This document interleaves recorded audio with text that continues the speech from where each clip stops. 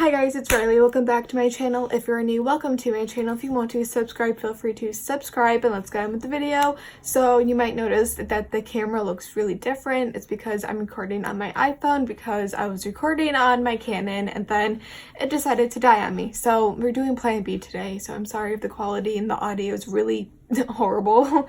I mean, it's an iPhone, so it shouldn't be that bad for you guys. But today we are going to be talking about Larz. If you guys don't know who he is, it's okay because a lot of people don't know who he is. He basically pops off by copying other people's content.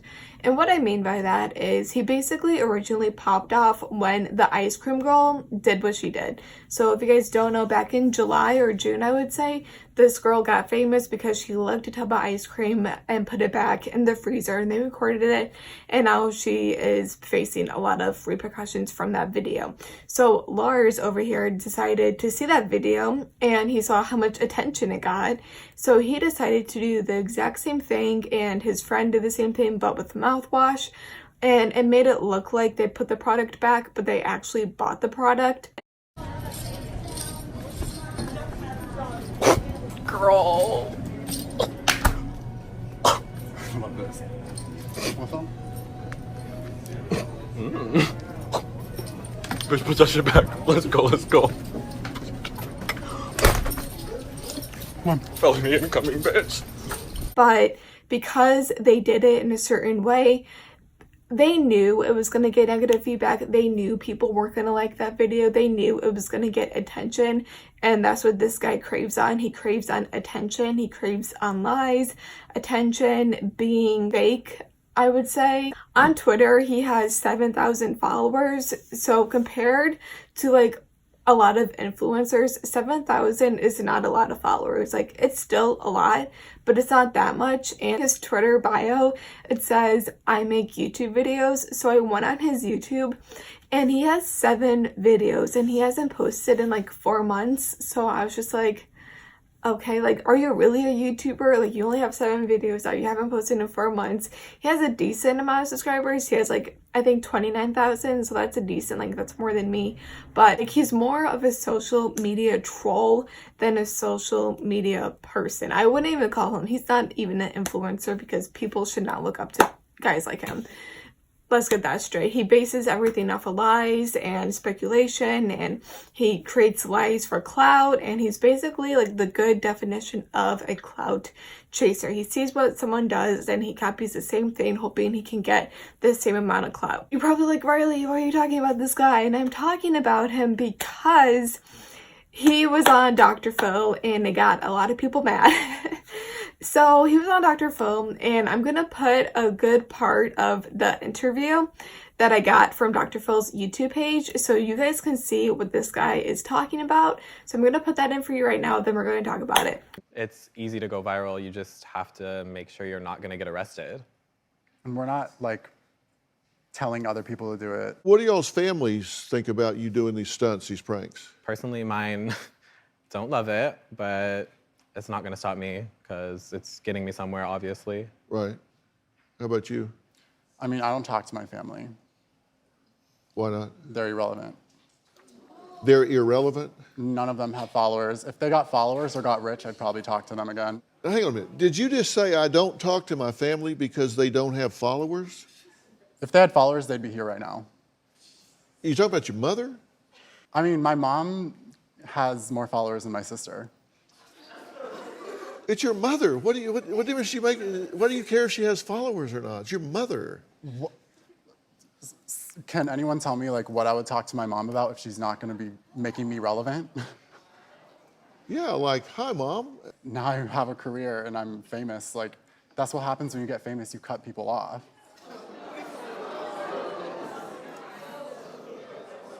Seriously? I mean, everyone's upset with it, maybe because you guys aren't relevant either, so you don't understand. Maybe I'm out of sync, I guess, because I didn't know you till today. And if you got to wear an... No,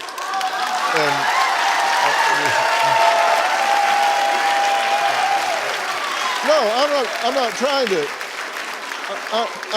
No, I'm not trying to be rude. I'm just not in the big... I'm not big on... I get it. You know, because all these people already knew me, right?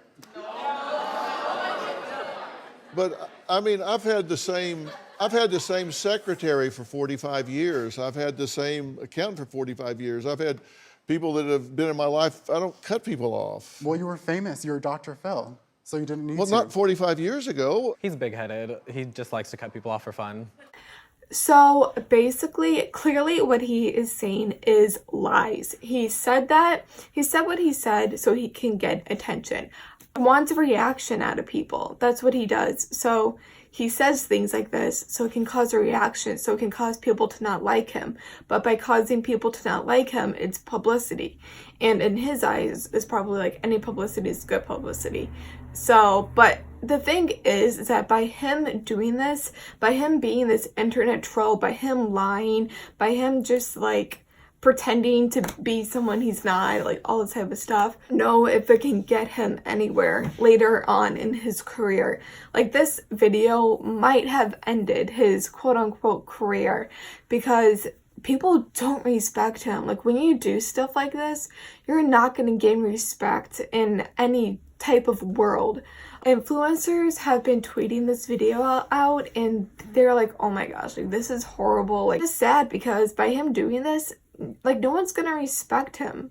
Like that's just the facts. And I feel like his tactic to become like popular or famous on social media can only work for so long until people just get tired of it. Like literally all his feeds is just hate.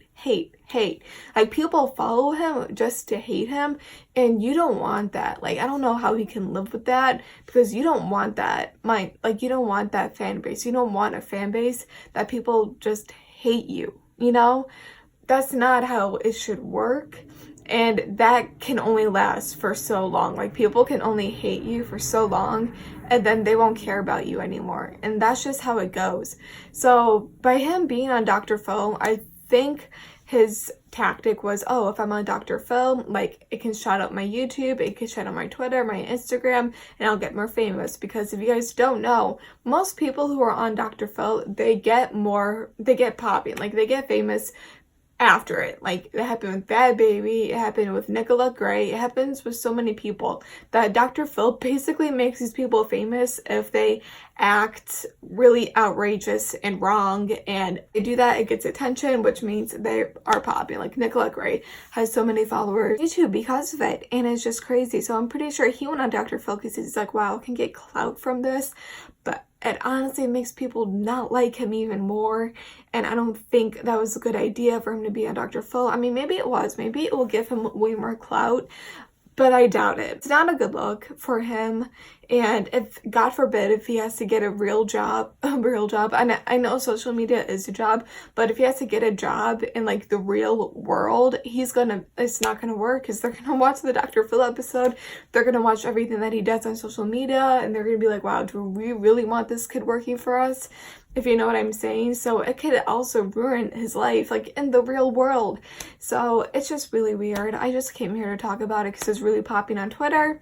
Anyways, like this video, subscribe if you want more content from me, and I'll see you guys tomorrow. See you guys. Bye guys. Love you.